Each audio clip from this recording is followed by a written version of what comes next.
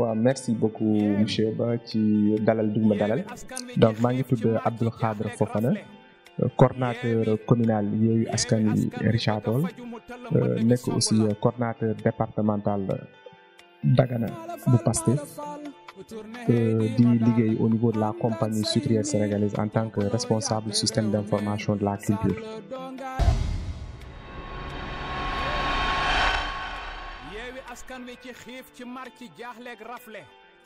lu ma neex lay doon ndaxte élection yi on a participé mën naa wax ci anam bu gën a sell ndaxte ñëpp rafetlu nañ loolu biñ duggee ci élection yi biñ ciy génnee amuñu problème ak kenn te aussi fépp fu ñu dem rek nit ñi dalal nañu déglu nañu aussi c'est aussi l'occasion de remercier vraiment la population de Richard Toll parce que c'est pas du tout évident nga dem pratiquement dans des centaines de maisons mais demoo fenn fi nga xamante ne wax nañ leen lu bon wala ñu mal ñu éconduire la donc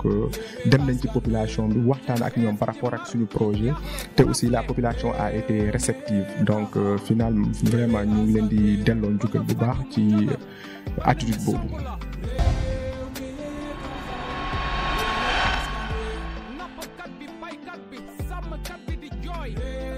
Bon je pense que analyse bi boo koy def da ngay dépasser Richard Toll peut-être wax au niveau de la région de Saint-Louis daanaka région de Saint-Louis xaw na nekk une exception par rapport à d'autres régions en tout cas bu ñu waxtaanee ak des gens expérimentés en politique ci zone bi dañ ne c'est une réalité au niveau de la zone souvent dañuy ànd ak parti au pouvoir mais au-delà de ça aussi mën nañ def yeneen jàngat bu mel ni en fait au niveau de Yewwi Askan Wi ci suñu zone yi ñi nga xamante ne ñoom lañ samp ci suñu zone yi xëy na boo leen comparer par rapport ak seeni adversaires xaw ma ban expression laay utiliser mais en fait vécu politique bu ñooñu am ñun amuñu ko donc la plupart du temps ay jeunes lañu ñi nga xamante ne buñ duggee ci politique yàggul xëy na am nañ seen yéene bu sell mais amuñu jaar-jaar bi nga xamante ne dina tax nit ñi ràññee leen bu baax ci lanterneau politique au niveau que ce soit au niveau de Richard Toll au niveau du département donc loolu joué na ci aussi par rapport ak lu may faral di wax rek parce que analyse bi ma def mooy que en fait ci Pastef par exemple wala ci coalition Yewwi Askan Wi il y a des gens yi nga xamante ne am nañu visibilité médiatique mais amuñu ancrage local comme ñu mel ni xëy na ay ñoom Bassirou Diomaye Faye ay El Malick tout ça gis nañ ne ñooñu aussi au niveau de leur zone gagné wuñu par contre aussi am na ñi nga xamante ne am nañu ancrage local boo demee ci seen localité yi gars yi xam nañ leen seen militants yi xam nañ leen mais visibilité médiatique bu ñu war a am xaw na des te visibilité médiatique boobu bon par exemple ñu mel ni yéen ciy def liggéey bu am solo ñu ngi leen ciy jaajëfal mais au niveau national ce serait intéressant aussi que ñooñu ñu leen di mën a inviter ci ay plateau nit ñi xam leen donc loolu aussi day tax bu ëllëg bu ñu présenté wu ci benn localité ñi am visibilité médiatique bi boole ko ak ancrage local bi donc ñaari yooyu noonu ku leen boole bon ça naturellement da lay gën a jox force mais aussi Richard Toll dafa am benn réalité bu fi amoon parce que man am na benn émission bu ñu ma invité woon waxoon naa ko fa en fait on a pollué le débat politique à Richard Toll parce que dañu gëmloo ne benn xeex la entre CSS ak Mame Diop donc finalement ñenn ñi dañu jàpp ne pour sauver la mairie il fallait que CSS bu mu ci jot ñeneen jàpp ne voilà Mame Diop warul xeex CSS parce que ku bëgg defar Richard Toll il faut compter sur la CSS donc ñoom aussi ñu koy xam donc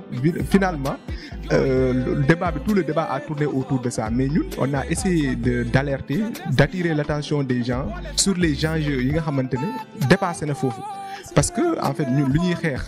au niveau national il faudrait que au niveau local nit ñi mën ko comprendre mooy lu mel ni suñu souveraineté parce que tey jii nii dañu gis ne dañoo tayle suñu réew da ngay gis ne ci mbir yu bëri par rapport ak aussi démocratie au Sénégal nu mu daan doxee nga gis ne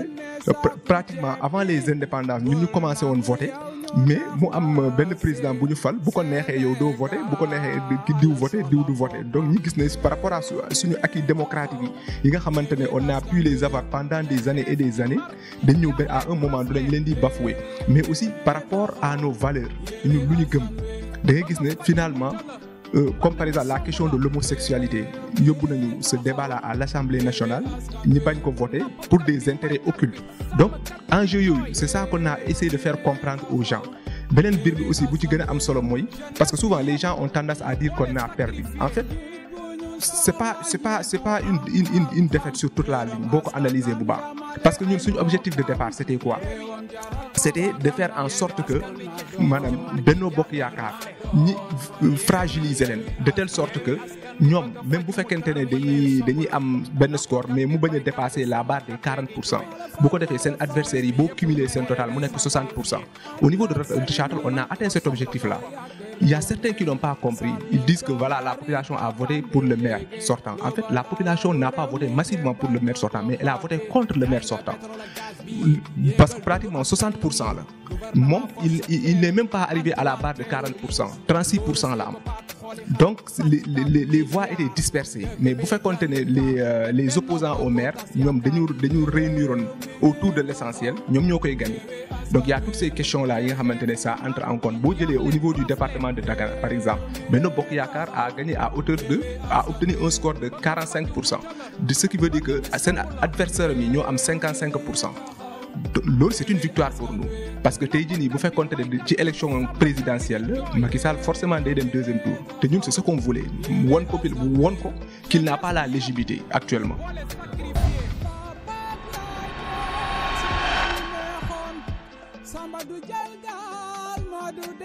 Naturellement Sonko kay fépp fu mu dem rek dina leen renforcer mais bon xamoon naa ne moom ci yéenam bëggoon na eggal au niveau de la région de Saint-Louis mais dafa am ay gàllankoor yu tax finalement il n'a pas pu venir mais c'est sûr que moom bu fi ñëwee dina am benn njeexital mais aussi loolu aussi maanaam dañ koy teg à sa juste proportion quoi parce que xam nañ ne Ousmane Sonko dem na Kolda mais taxul mu gagner Kolda donc il y a toutes ces réalités aussi qu'il faut prendre en compte.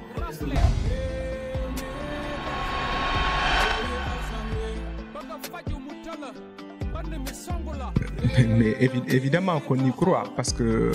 je pense que bu fekkoonte ne amoon na menace c'était au départ parce que gisoon nañ ne am na ñi nga xamante ne dañoo quitter coalition comme ku mel ni Bougane tout ça mais après ça bon la coalition a traversé les épreuves les plus dures bon je pense que fii moom lu des rek mooy consolider les acquis quoi donc amul benn crainte à ce niveau là quoi en tout cas pour ce qui nous concerne pour la commune de Richard-Toll ak pour le département de Dagana am nañ ci yaakaar.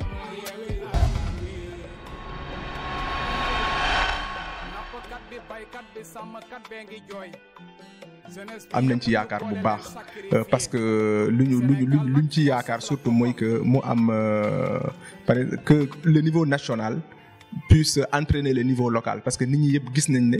par exemple Thiès yeeweeku na Ziguinchor yeeweeku na donc yeneen localités donc les gens se disent pourquoi pas Richard-Toll pourquoi pas Dagana donc am nañ ci yaakaar bu baax te aussi gis nañ après les élections le regain d'intérêt bi nga xamante ne suñu coalition am na ko nit ñi ñuy gën a bàyyi xel chaque fois bu ñu demee ci ñoom ñun ñuy soññ pour ñu continuer ci lancer bu ñu nekk donc am nañu yaakaar ne bu ñu demee élection législative score bi bu ñu ko maintenir aussi on fait plus que ça on aura la majorité à l'Assemblée nationale bu ko defee nag kenn du toog di décider au nom du pays comme ni mu ko neexee bu boobaa les aspirations légitimes de la population seront transposées à l'Assemblée nationale te nit ñi dinañ jël ay ndogal yi nga xamante ne population Sénégal loolu lay xaar ci parti kii ci homme politique yi.